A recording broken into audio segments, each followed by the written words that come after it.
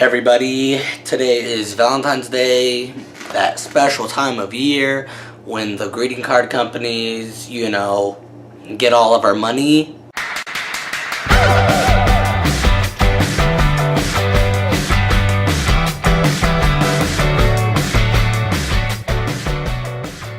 Valentine's Day, it's a real special day. It's when you find that special someone and you take them out to dinner, get them chocolates, get them flowers, big teddy bears, what have you.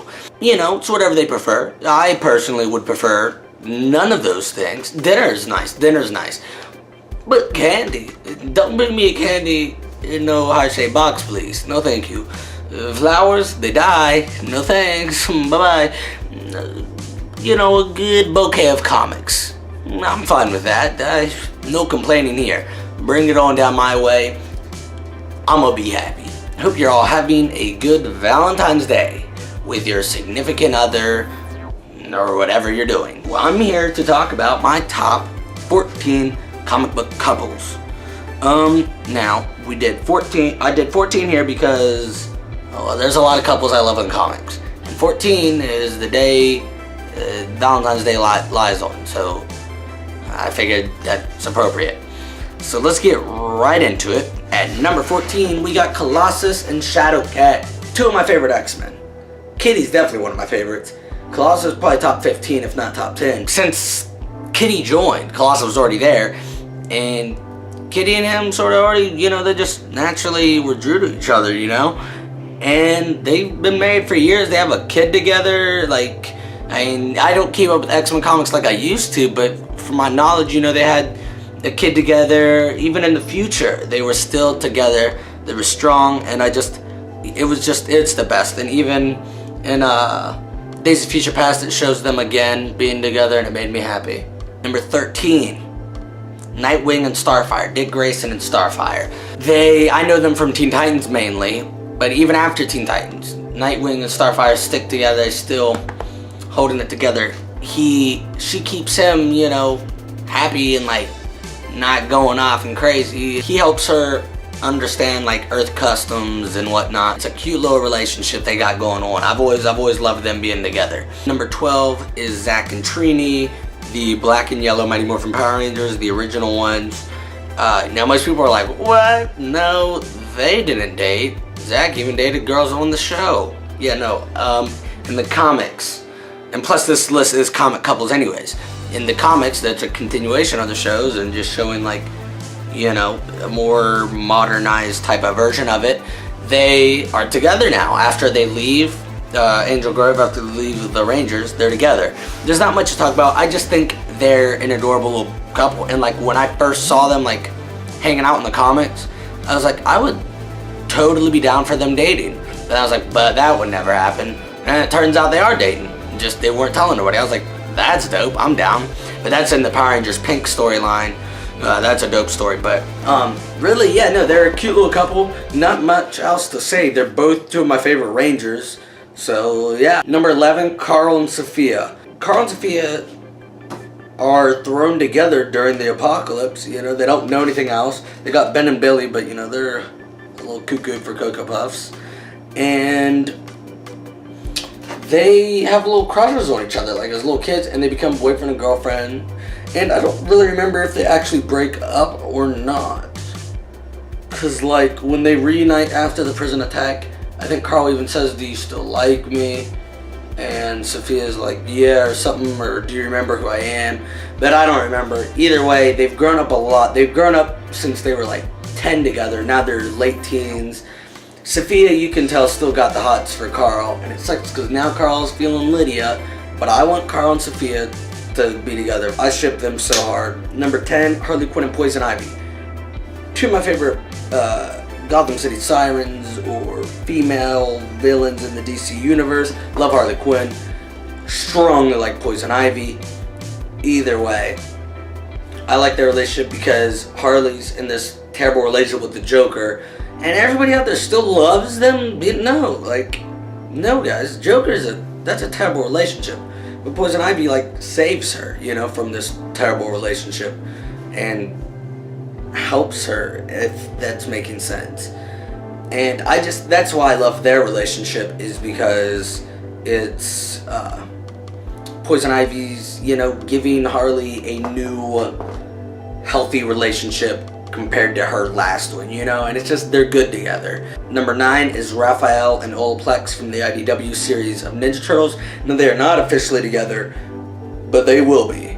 I've been wanting them to be together since Olaplex turned to our side. I almost forgot she was evil there for a while. And Raphael and her, they just relate on so many different levels. And she just recently went missing in the comics, and Raphael and Angel went after her.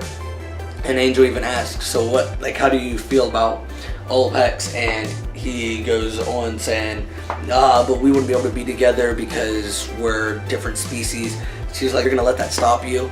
And it's just, he confessed his love basically, and it was just the best.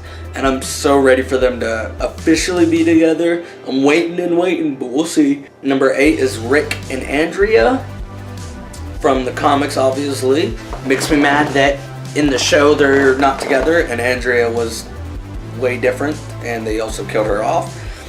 Also, I like it because in the first season of Walking Dead, when I first started watching it, Andrea and Rick are in that store in Atlanta guarding while Morales and Glenn are down in the sewer. And they're like flirting, it seemed, when she was getting that mermaid necklace for Amy. And I was like, holy crap, they're going to end up together. Because I completely forgot Rick was even looking for his family too. And I found that kind of cool that later on in the comics, though, they do end up together. Either way, I love it because they fought their feelings for each other for a good while, especially Rick. But they started off with people. He had Lori, she had Dale, and then he had Jesse, she had Spencer as a fuck buddy. And then they found each other and they realized, we've been in this situation since literally the beginning, at least the beginning of the comics, from the first Survivor group. They're the only ones left besides Carl and Sophia. And so I just find that super dope that they came together. And I just seriously, she keeps him calm, but makes sure he does make stupid decisions. And he goes to her for advice. She's become an amazing mother to Carl. And I love their relationship.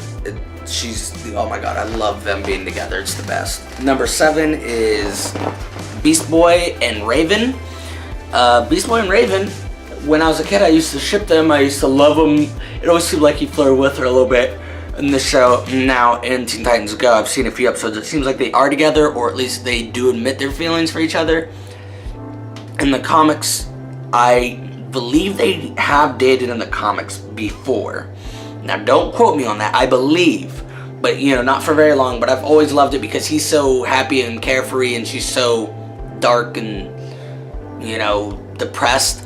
But them together, he brightens her mood up, and she keeps him calm, and I just always loved them. And basically anybody that's loved Teen Titans has shipped them. So yeah, I love their couple. And then purple and green, that's a kind of cool match. Number 6, we got Casey and April. They've been together since the beginning. In the original comics, they eventually got together. In the movies, they've been together. TV shows, it's just, I love their relationship. It's the best. They're like opposites, but they're also very similar. And in the new comics, they actually have broken up, and I'm really not feeling it. I need them to hurry up and get back together. And in the Fast Forward TV show, the Turtles go to the future and hang out with a kid named Cody Jones, who is the grandson to Casey and April, I believe. So that's dope, and shows that they do stay together. Number 5 is Vision and Scarlet Witch. 2 of my favorite characters in all of comics. Love Scarlet Witch, and plus one of my favorite actresses, Elizabeth Olsen, plays her. And then Vision, dope. Paul Bettany plays him amazing. They do great on screen.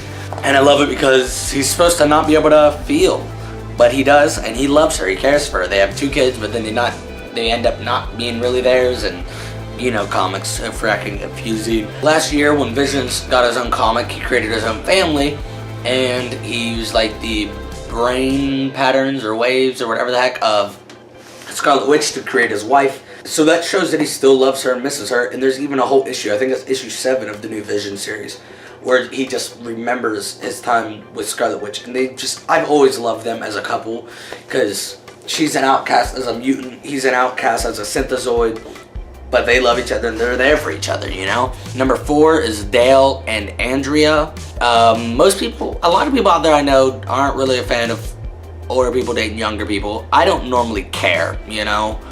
Age is but a number. Obviously, don't be in high school dating a 40-year-old, but age is but a number. Either way, Dale and Andrea, they seem to be closer in age. Actually, I'm not even sure, because in the TV show, they make both of them older, it seems. But in the comics, they're both younger than their TV show counterparts. Either way, they fall for each other very quickly.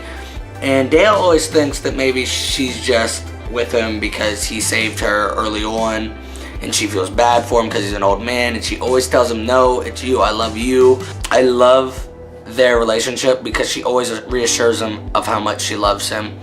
Even when he thinks she's going to leave him for Tyrese or just doesn't care, she's there for him. They had such a strong relationship, and they started raising the twins together, and you saw how the twins' deaths hurt them, and then Dale shortly after got bit, and then the cannibals. Their relationship was so strong, and Andrea took his hat after he passed and wore it. I truly loved their relationship so much. Like, they were by each other's sides till Dale passed. And what I love also is later on in the comics, Maggie, there's a guy named Dante who likes Maggie, and Andrew's saying, maybe this is your Rick. You had Glenn, and my Glenn was Dale, but after Dale I found Rick. So maybe this is your Rick, and Maggie's not having that. And next up is Maggie and Glenn. Glenn and Maggie, they are relationship goals for days. Now in the real world, in the comics, Maggie's gotten a lot more attractive since the beginning. Because, I don't know, they used to illustrate her not very good looking. I don't know. But also, all the girls in the beginning of the comics sort of looked a lot alike. I don't know, maybe it's just me. Either way, Glenn and Maggie, I love them being together. They're, no matter what, in the show when they get separated, they always find each other. Glenn fights to stay on the farm for her. In the comics, I don't think they really get separated, but they're always there for each other, always fighting, always coming back for each other no matter what. They don't care, they love each other, they take care of Sophia as one, and then they get pregnant and they have Herschel Jr., but it's sad because Glenn never makes it to see him because of Negan. And Maggie, still to this day in the comics, is being stubborn and won't even give Dante a chance, which sucks for Dante because I wouldn't mind it. Glenn and Maggie, they're so amazing. Y'all know they're amazing. Number 2 is Alana and Marco from Saga, one of my favorite comics now. They are relationship goals. It's like a Romeo and Juliet type thing. There's 2 races at war.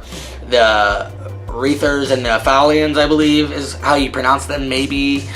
Either way, their races are at war. Marco's a prisoner, and Alana's one of the guards, and they fall in love. And they do it, and they have a child, and then they escape, and people are after them. Lots of people are after them, still to this day. They get separated so many times. There's tempting girls for Marco. Alana gets caught on drugs. Marco throws like groceries at Alana and hates himself for that. Marco's parents hate Alana. They grow to love her.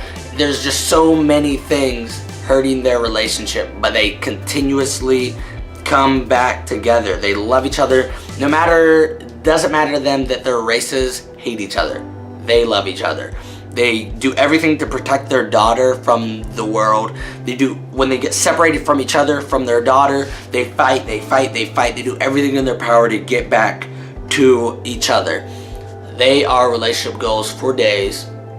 That's my dream one day. That relationship would be dope. But to cosplay as them. Either race swap or gender swap. I do not care. Alana's one of my favorite characters, so I think I want to gender swap it maybe. I prefer Alana over Marco, but also Marco's my dude. I don't know. Either way, they are relationship goals. No matter what, they come together and they love each other. Just this whole entire series is truly just about them. It's about their love for each other. Hazel, their daughter, is telling the story. And it's just, it's heartbreaking a lot of the time, but it's also heartwarming. My honorable mention is Batman and Catwoman. I've always loved their relationship, Bruce and Selina. Bruce and Selina, I've loved their relationship, and then Batwoman and Catwoman, I've loved their relationship. And then I also loved their relationship in Batman Returns, and in Gotham, I'm loving their relationship. But really, I'm not going to get too into that, just Batman and Catwoman. And now number 1 is Invincible and Adam Eve. Oh my god, I love Invincible. My favorite superhero. Adam Eve, top 10 female superheroes, probably higher. And they fell for each other pretty quickly, pretty early on. And he dated that Amber girl for a while, and she dated his friend, but then his friend also ends up being gay. They fall in love. When did they get married? Did they get married? Holy shit, I need to reread Invincible. If they got married, I do not remember a ceremony. But either way, she gets pregnant when Invincible is thought to be dead. And so I believe she aborts it, and that's real tough on her, and she puts on a lot of weight. And even when Invincible finally returns, most guys, I'm not even lying, most guys out there, I would like to say I wouldn't, but most people, not just guys, most girls and guys out there, if they left for a long period of time and returned to their significant other looking nothing like how they left them, I don't know that they would, but she put on a lot of weight after that because she was depressed. She thought the love of her life was dead, and she aborted the baby because she didn't want to do it alone.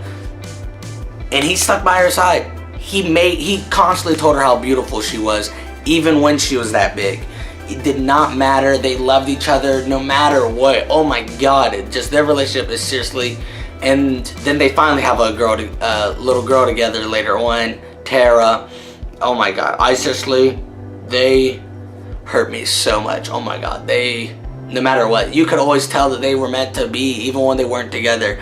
And then there's the time when Invincible goes back in time, and he says to the little time thing that sends him back, they're saying you can stay here and fix everything, and he says, you know what, I could stay here because I know me and Eve would eventually end up together. Like, hello, that's how much they love each other. He knows they would end up together, even if he stays back in the past and messes stuff up. He knows they'd still end up together. Anyways, that's all I got for y'all. I hope y'all are having a fantastic Valentine's Day, and until next time, stay geeky.